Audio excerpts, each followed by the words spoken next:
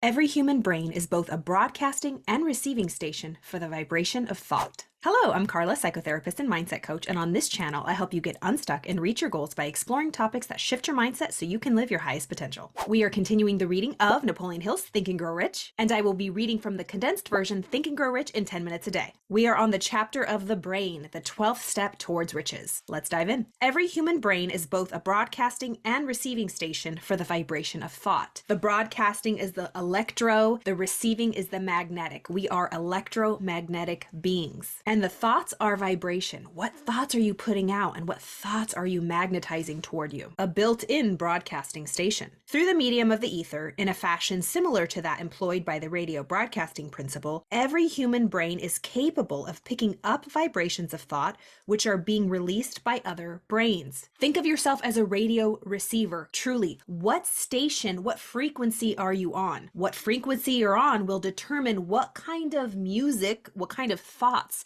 you pick up. Think about it. If you're in your car or back in the day, if you had a radio and you didn't like the music that was coming on that frequency, you were on a certain channel. You were dialed in to a certain frequency. And on that frequency, a certain type of music played. It made you feel a certain way. But if you did not like that kind of music, if you didn't resonate with it, you simply change the station. You tune into a different frequency. That is exactly the same thing we do with our thoughts, with our attention. What frequency are we on? What kind of thoughts are we attracting? What kind of thoughts are we emotionally involved with? That will tell you what frequency you're on. The human brain functions like a broadcasting station using similar principles to those behind radio communication. It can both pick up vibrations of thought emitted by other people's brains and send out its own thought vibration. So it's always emitting and receiving, emitting and receiving. And if we tune into how we feel, we will know what kind of quality of thoughts we're emitting and what kind of quality of thoughts we are receiving. We're magnetizing to us. The creative imagination is the receiving set of the brain. Let's hear that again. The creative imagination is the receiving set of the brain. As discussed in chapter 5, when stimulated by strong positive emotions, such as sex, faith, and love, the creative imagination becomes more attuned,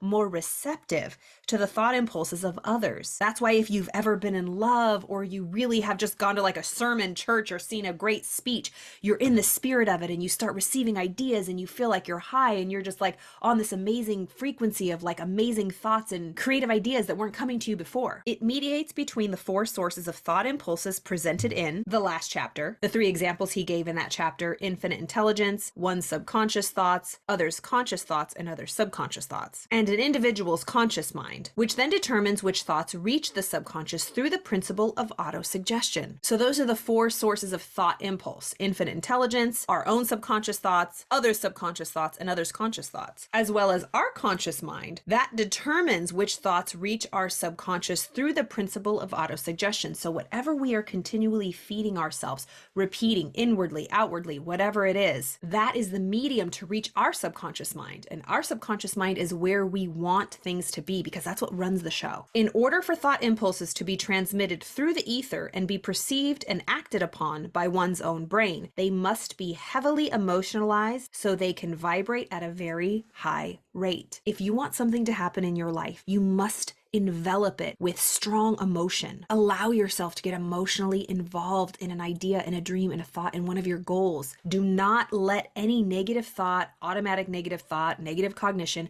come up and block it and make you feel limited. Truly allow yourself to think and dream. Get the vision board, do a meditation, play it like a music video in your head. See yourself there and feel it as if it is happening in this moment. Drench your thoughts with emotion. That is how things come to fruition, truly, because that's what will raise the vibration. The faster the vibrational rate, the more solid it becomes. Think about it. Our physical bodies, the matter of us, are vibrating very, very fast to make it look like we're solid. So just like our thoughts, the more heightened we can get our vibration involved in that thought, the more solidified it will become, and it will produce out here in this 3D world. The subconscious mind is the sending station of the brain. So the subconscious mind, let me get my little picture.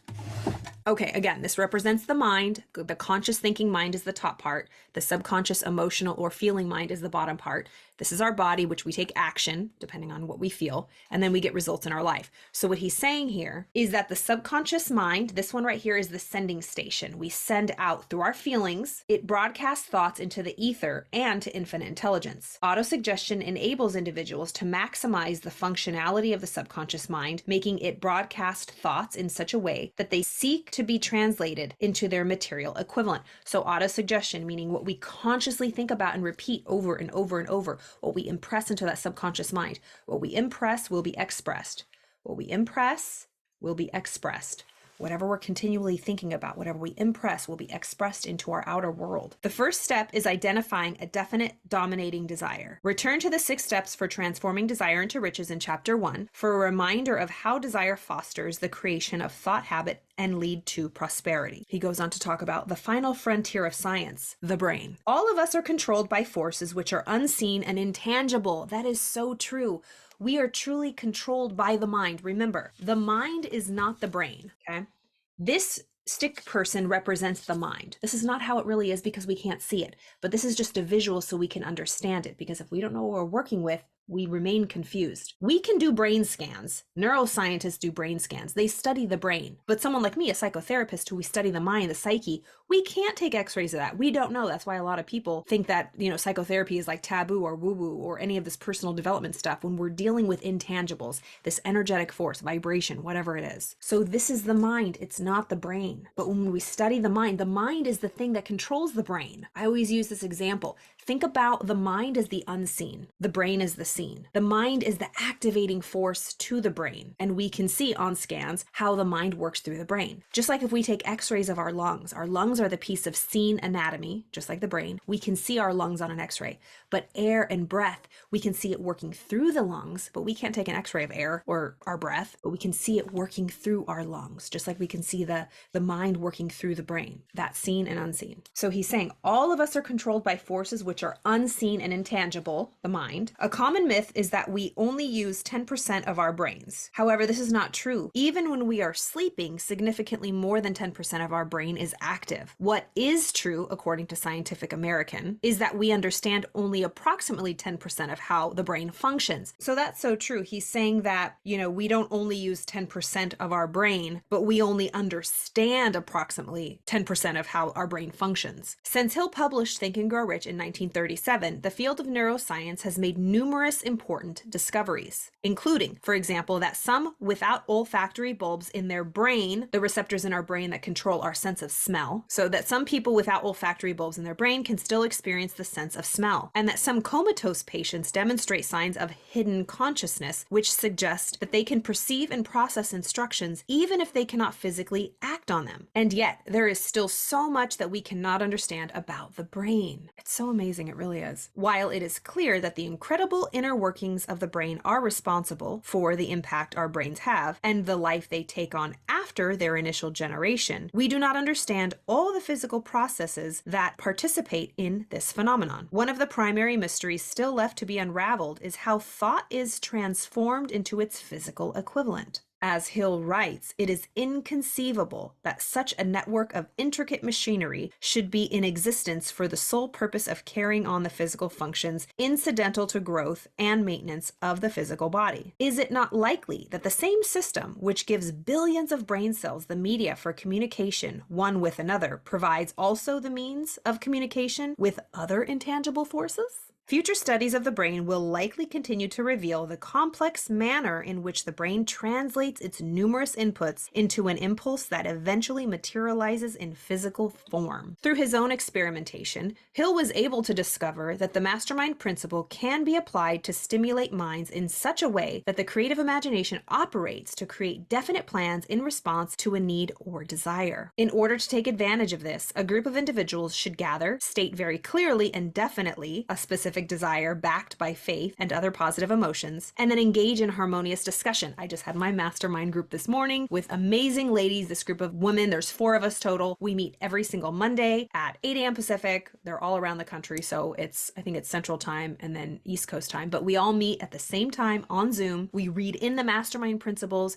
and then we discuss our areas of opportunity, what we have questions, what we need support on, and it truly, ideas that come, the spirit, we can just feel it. We're just like heightened to a whole nother level. We start vibrating on a higher frequency and getting more high vibe thoughts and ideas. So the mastermind is so important, which was another chapter. If you didn't read that or watch the video, please go back and watch it. In order to take advantage of this, a group of individuals should gather their mind stimulated to vibrate at a higher rate through the positive emotions, and perhaps one or more of the 8 positive mental stimuli listed in chapter 10 will form a third mind that taps into the power of infinite intelligence to receive the ideas for practical plans. That's exactly what I just said, and that's really what happens. More on this can be found in the Invisible Counselor's Principle discussed in the next chapter. All right, here's our action item: tuning your receiving set. Strengthen the muscle of your creative imagination by stimulating your thought impulses to vibrate at a higher frequency using strong positive emotions. Then place yourself in proximity to successful individuals, whether through close physical or digital distance using our internet. Empty your mind and concentrate on the thought impulses that surface. Record whatever ideas, thoughts, and/or emotions enter your conscious mind. This is truly what happened. I remember during the pandemic, I was studying with Bob Proctor, all of the digital programs. There was live Zoom calls, Q&A. I was a part of the Inner Circle masterclass. So much amazing ideas were being shared, and I just took notes. I had a highlighter and all of these amazing ideas, just being in the room with really successful people who really took it seriously, invested in themselves. It was a pretty penny, let me tell you what.